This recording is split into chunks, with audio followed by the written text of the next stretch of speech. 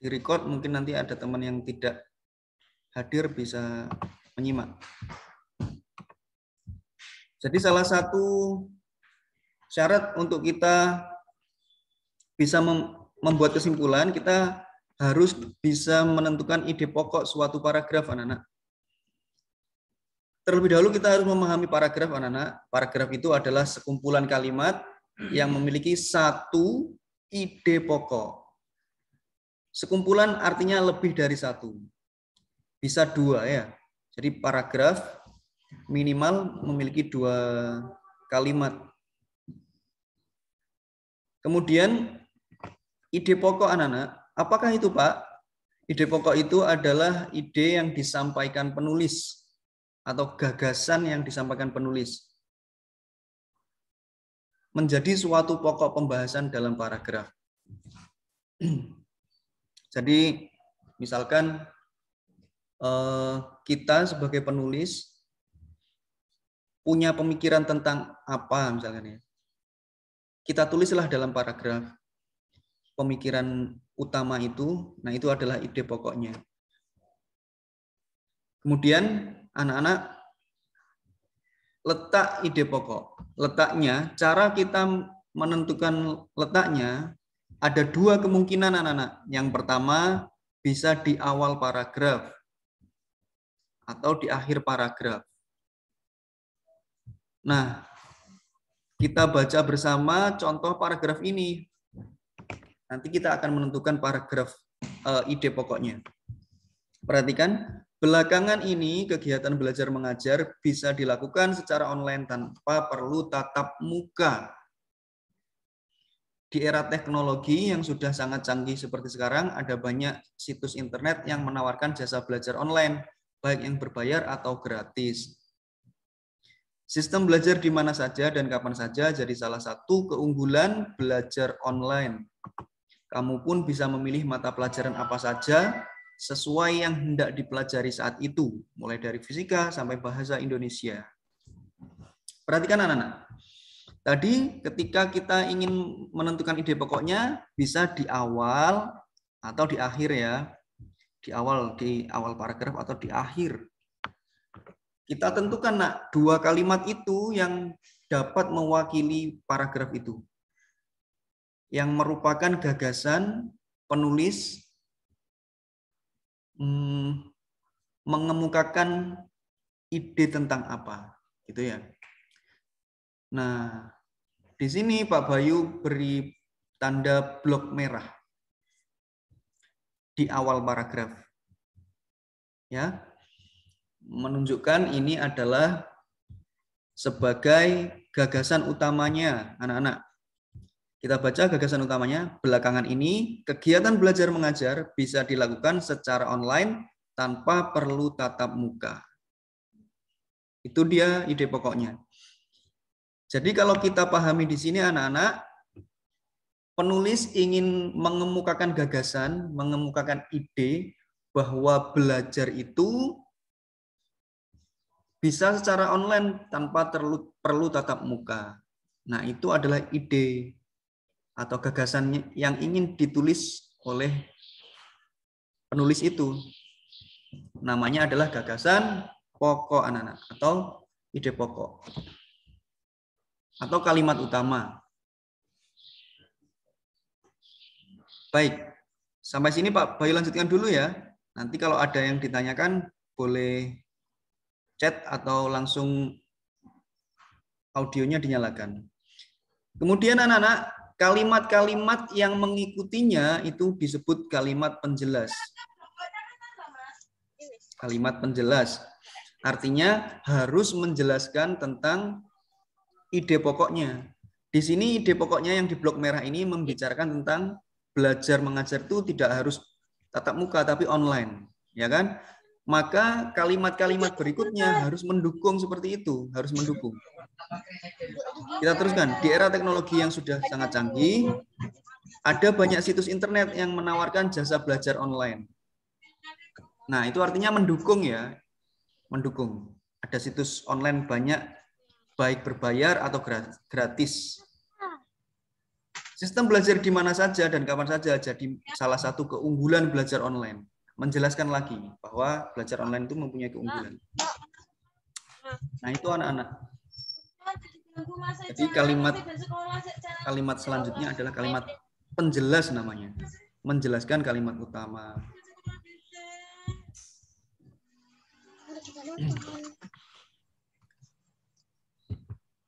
Nah, ini.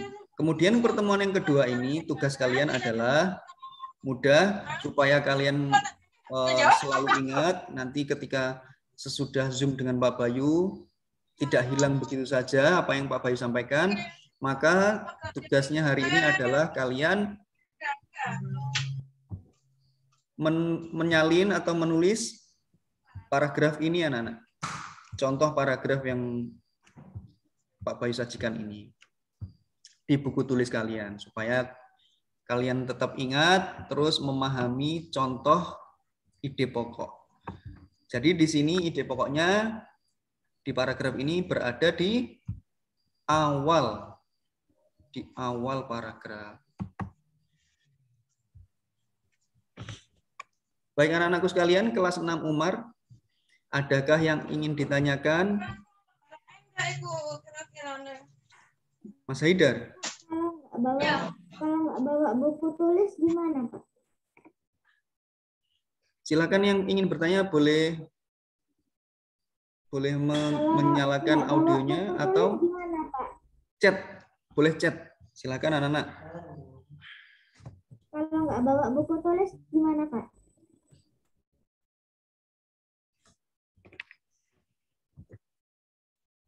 Saya beri contoh misalkan satu ide pokok dan paragraf misalkan ya. Ini secara langsung Pak Bayu, tidak secara tertulis. Misalkan Mas Devon adalah siswa yang paling disiplin. Misalkan ya, contoh. Jadi Pak Bayu memberi contoh, Mas Devon adalah siswa yang paling disiplin.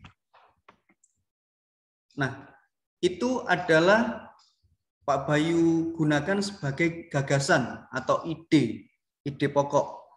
Pak Bayu ingin menyampaikan bahwa Mas Devon adalah siswa disiplin. Kemudian anak-anak, kalimat-kalimat berikutnya, misalkan membuat paragraf ya, setelah Mas Devon adalah siswa yang disiplin, harus menjelaskan bahwa Mas Devon itu disiplin. Misalkan dia selalu datang sebelum 6:30. Selama dia bersekolah di SDIT, Mas Devon tidak pernah terlambat sekalipun. Nah, misalkan seperti itu ya. Jadi setelah ada ide atau gagasan tentang Mas Devon anak disiplin, maka kalimat-kalimat berikutnya harus mendukung kalimat itu. Tidak boleh misalkan Mas Devon adalah anak yang paling disiplin. Terus kalimat berikutnya misalkan, tetapi dia sering datang terlambat. Nah, itu tidak boleh kalimat seperti itu, paragraf seperti itu tidak boleh, karena tidak mendukung, namanya tidak padu. Karena paragraf, kalimat-kalimatnya harus mendukung ide pokoknya. Gitu anak-anak. Mungkin contoh lain selain contoh paragraf yang Pak Bayu share screen tadi. Baik anak-anakku, mungkin itu pelajaran hari ini. Silakan, apakah ada yang ditanyakan anak-anak? Pahamkah anak? Paham ya, alhamdulillah.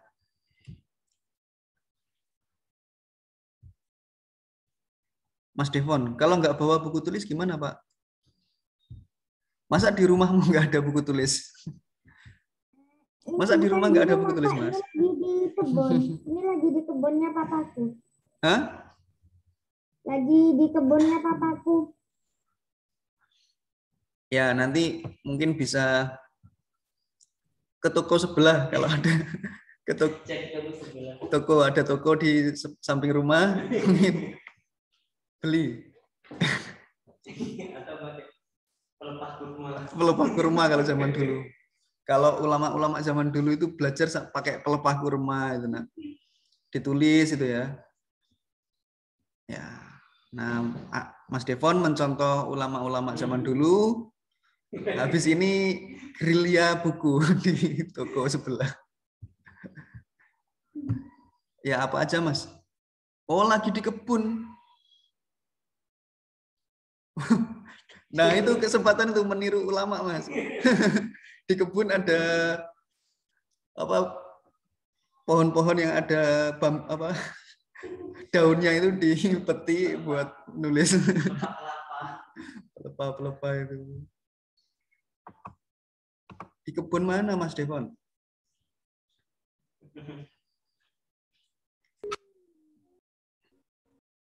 Wah, kapan-kapan diajak ke kebun ini teman-teman, enak ini Mas Devon.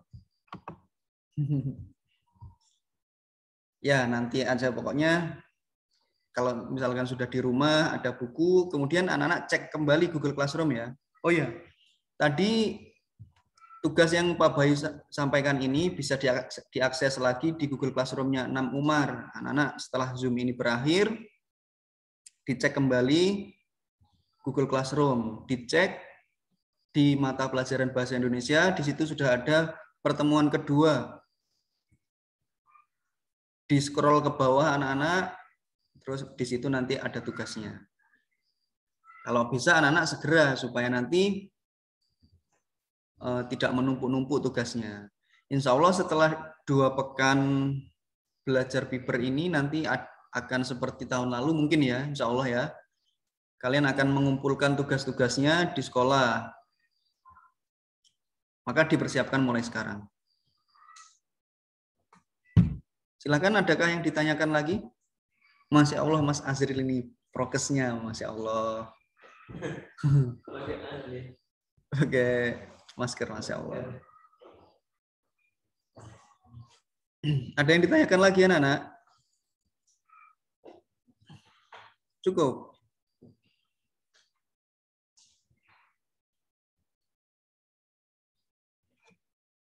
Hari ini yang bergabung ada 16 siswa ya. Berarti sekitar ada 4 siswa yang berhalangan. Semoga nanti kalau misalkan recording ini diupload di YouTube bisa menyaksikan yang berhalangan. Cukup anak-anak? Kalau tidak ada yang ditanyakan, 17 ya. Kalau tidak ada yang ditanyakan, boleh diakhiri? Boleh ya. Baik, anak-anak tetap semangat, kalian di rumah, dan tetap tertib sesuai jadwal yang telah ditentukan sekolah. Anak-anak selalu cek Google Classroom-nya supaya tidak ketinggalan. Anak-anakku sekalian, alhamdulillahirrahmanirrahim, kita telah membahas 2 materi yang sudah Pak Bayu share di Google Classroom. Semoga anak-anak mendapatkan kemudahan untuk memahaminya. Kita akhiri kegiatan kita pada pagi hari ini dengan membaca Alhamdulillah dan doa kafaratul majelis. Alhamdulillahirabbil alamin. Subhanakallahumma wa bihamdika asyhadu an la ilaha illa anta astaghfiruka wa atubu ilaik. Terima kasih semuanya anak-anak kelas 6 Umar atas perhatiannya. Sampai jumpa lagi ya. Assalamualaikum warahmatullahi wabarakatuh.